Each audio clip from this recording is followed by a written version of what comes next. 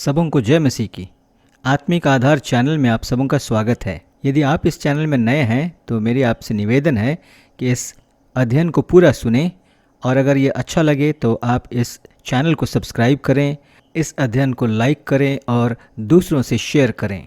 लूका की पुस्तक के 10 अध्याय के 25 पद में लिखा है, एक व्यवस्थापक उठा और यह कहकर उसकी परीक्षा करने लगा, हे गुरु, अनंत जीवन का वारिस होने के लिए मैं क्या करूं? जवाब में यीशु ने उससे कहा, व्यवस्था में क्या लिखा है, तू कैसे पढ़ता है? व्यवस्थापक ने कहा, तू प्रभु अपने परमेश्वर से सारे मन और अपने सारे प्राण और अपनी सारी शक्ति और अपनी सारी बुद्धि के साथ प्रेम रख और अपने पड़ोसी से अपने समान प्रेम रख। फिर यीशु ने कहा, तूने ठीक उत्तर दिया, यही कर तो तू जीवित रहेगा। बातचीत जारी रखते हुए उस व्यवस्थापक ने यीशु से पूछा, तो मेरा पड़ोसी कौन है? उसे यह मालूम था कि उसे परमेश्वर तथा अपने पड़ोसी से प्रेम रखना चाहिए, लेकिन यीशु की परीक्षा करने तथा खुद को धर्मी साबित करने के लिए उसने यह सवाल पूछा था और उसके जवाब में यीशु ने यह दृष्टांत बताया। इस दृष्टांत में बताए गए दयालु सामरी के कार्यों के प्रति ध्यान केंद्रित करने पर कई विशेष बातें हमारे सामने आती है जो उसे इस दृष्टांत के मुख्य चरित्र के रूप में प्रदर्शित करती है। सबसे पहले उसकी अनुकंपा नज़र में आती है। वह घायल व्यक्ति की ओर बढ़ा। यह बहुत महत्वपूर्ण है क्योंकि प्रेम करने के लिए, रिश्ते बनाने के लिए आपको लोगों की ओर बढ़ना होगा। यह यूं ही नहीं हो जाता है, यह सहज नहीं है। सामरी किसी ऐसे व्यक्ति की ओर बढ़ रहा था जो यदि सचेत होता तो वह उसका तिरस्कार करता, क्योंकि यहूदी लोग सामरियों को पापी समझते थे और उनसे घृणा करते थे। दूसरा है उसका देखभाल करने का आचरण। वह रुका और घायल व्यक्ति की घावों की देखभाल की। तेल और दाखरस उस समय की यात्रा के मेडिसिन किट की तरह थे। उसने उस घायल व्यक्ति की घाव साफ किए और अपने कपड़े फाड़ कर उसकी मरहम पट्टी करके अपने गधे पर बिठाया और उसे एक सराय में ले गया। इस बात पर ध्यान देना महत्वपूर्ण है कि उसने उसकी देखभाल करने के लिए समय निकाला। हम कभी कभी अपनी अंतरात्मा को शांत करने के लिए किसी योग्य उद्देश्य के लिए दान करके रुक जाते हैं, जबकि शायद हमें इसमें शामिल होना चाहिए था। कीमत चुकाना। उसने उसकी देखभाल के लिए पैसे दिए और इस पर कोई सीमा नहीं रखी कि वह घायल व्यक्ति की देखभाल करने के लिए कितना खर्च करेगा। उसने सराय के मालिक को सभी खर्च उठाने का वचन दिया। इस दृष्टांत से हम क्या सीखते हैं? यहाँ पर 7 महत्वपूर्ण बातें हैं जिसकी चर्चा हम करने वाले हैं। पहली, हम दयालु सामरी नहीं बन सकते।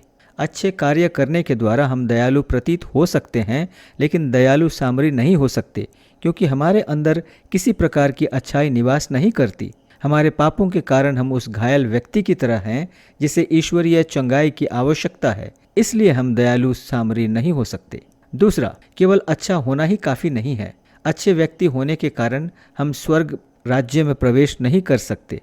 इस कहानी का अभिप्राय यह बताना नहीं है कि अच्छे लोग जैसे पुजारी, लेवी, सामरी स्वर्ग के भागीदार हैं। मुख्य बात यह है कि केवल यीशु ही स्वर्ग जाने के योग्य था। यह उसकी दया है जिसकी हमें आवश्यकता है। वही हमारे उद्धार का एकमात्र मार्ग है। तीसरा, यह दृष्टांत परमेश्वर के धार्मिकता के स्तर को दिखाता है। यह दृष्टांत हमारे बच्चों को हम इसलिए नहीं सिखाते कि वे अपने मित्रों से अच्छा बर्ताव करें। इस दृष्टांत के माध्यम से यीशु हमें अपने शत्रुओं से अच्छे पड़ोसी बनने के लिए आह्वान करता है। यह हमें याद दिलाता है कि हमें अपने शत्रुओं से प्रेम करना चाहिए और उन लोगों के लिए प्रार्थना करनी चाहिए जो हमें सताते हैं, क्योंकि यीशु का प्रेम ऐसा ही है। चौथा, हम धन्य इसलिए होते हैं क्योंकि हम दूसरों के लिए आशीष का स्रोत बनते हैं। हम दूसरों के लिए आशीष बनकर परमेश्वर का आशीष अर्जित नहीं करते हैं, बल्कि हम केवल परमेश्वर की दया की प्रतिक्रिया के रूप में दूसरों पर दया करते हैं। हम अपने कोशिश से परमेश्वर की आशीष पाने के लिए दयालु सामरी नहीं बन सकते। जिस दिन हम यीशु को अपने जीवन में ग्रहण करते हैं, उस दिन से हमारा एक दयालु सामरी का जीवन शुरू होता है। परमेश्वर की इच्छा की खोज करने के द्वारा तथा उसे पालन करने के द्वारा हम एक दयालु सामरी जैसे होने लगते हैं, क्योंकि परमेश्वर के प्रेम के बिना दयालु सामरी होना संभव नहीं है। पांचवा, हमें आत्मा में दीन बनने की आवश्यकता है। परमेश्वर के राज्य के सच्चे नागरिक वे हैं जो आत्मा में दीन हैं और उन्हें यह एहसास है कि वे व्यवस्था के मानकों को पूरा नहीं कर सकते हैं और न ही उसमें खरे उतर सकते हैं। वे रोते हुए दया की याचना करते हैं और दया प्राप्त करते हैं, और क्योंकि उन्हें दया मिलती है इसीलिए वे दूसरों के प्रति दयालु होते हैं। जब हम द गुड समैरिटन पढ़ते हैं तो हमें उस व्यक्ति के प्रति सहानुभूति रखनी चाहिए जिसे पीट कर सड़क के किनारे फेंक दिया गया था। छठवां, जो कार्य आप सबके लिए करना चाहते हैं उसे किसी एक व्यक्ति के लिए करें। जब आप एक अच्छे पड़ोसी बनने की सोच रहे हैं तो हर लड़ाई लड़ने की इच्छा को रोकें और इसके बजाय अपने आसपास की लड़ाई लड़ें। सिर्फ इसलिए कि आप हर किसी के लिए सब कुछ नहीं कर सकते, इसका मतलब यह नहीं है कि आप किसी के लिए कुछ भी ना करें। आप सभी ज़रूरतमंदों की सहायता नहीं कर सकते, लेकिन आपके सामने जो ज़रूरतमंद खड़ा है उसकी मदद कर सकते हैं। किसी ने ऐसा कहा है, थिंक ग्लोबली, एक्ट लोकली। सातवां, जो आप कर सकते हैं उससे शुरुआत करें। इसकी शुरुआत अपने पापों को अंगीकार करने और पापों की क्षमा के लिए पवित्र परमेश्वर की आवश्यकता को स्वीकार करने से होती है। एक बार जब आप परमेश्वर के साथ सही हो जाते हैं तो आप खुद को सही ठहराना बंद कर सकते हैं और ज़रूरतमंदों की मदद करने पर ध्यान केंद्रित कर सकते हैं। दृष्टांत के अंत में यीशु ने उससे पूछा, अब तेरी समझ में जो डाकुओं से घिरा था, इन तीनों में से उसका पड़ोसी कौन ठहरा? और उसने कहा, वही जिसने उस पर दया की। यीशु ने उससे कहा, जा तू भी ऐसा ही कर।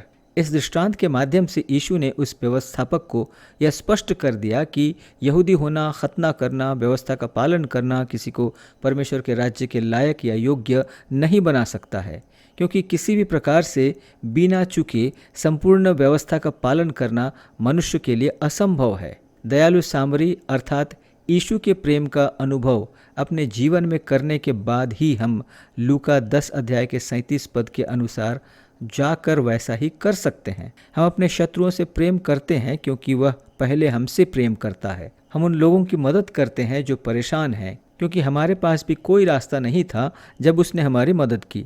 परमेश्वर आपकी सहायता करे कि आप अनंत जीवन के लिए प्रभु यीशु में अपना जीवन समर्पित करें। सबों को जय मसीह की।